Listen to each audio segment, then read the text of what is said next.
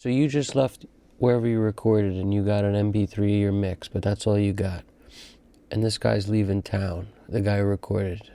You're not going to speak to him for a week or two, maybe forever. Bad move. You got to get the WAV file.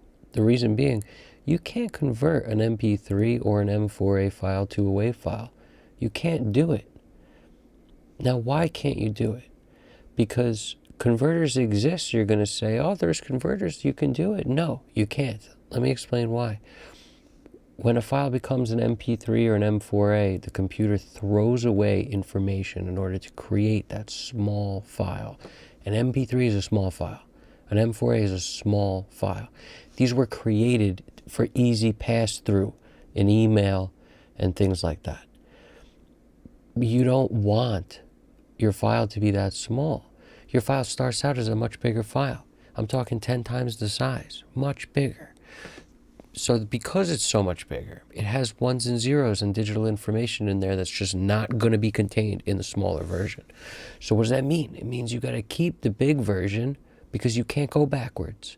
The reason you can't go backwards is because all those extra pieces of information were thrown out. They're not just sitting there in your MP3 or M4A. They're not sitting in that small file waiting to be unpacked when you decide to convert it. That's not how it works.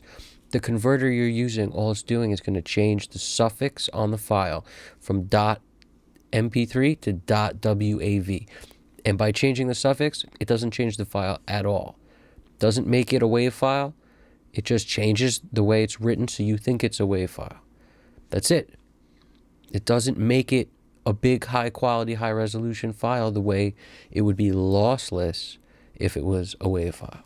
All right, you have a lossy version, your MP3 and your M4A, you have a lossy version of the audio. You don't want that. To the naked ear, it's the same, but when you transcode it and encode it and any kind of code it, put it through for digital distribution or anything, you want the biggest quality so that when it gets through that stuff, it's still as good a quality as you can get on the other side.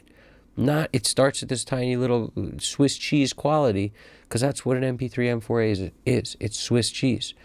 It's a block of cheese when you get done, right, your song, and then it becomes Swiss cheese when it becomes an MP3 or M4A. So it looks like cheese from a distance, smells like cheese, but when you zoom in, you got holes all through that thing. No good. So anyway, you guys got this. Piece of cake. I know you got this. So now somebody explained it to you. Piece of cake. Custom cut. Talk to you soon. More stuff like this and more detailed stuff to come. Take it easy.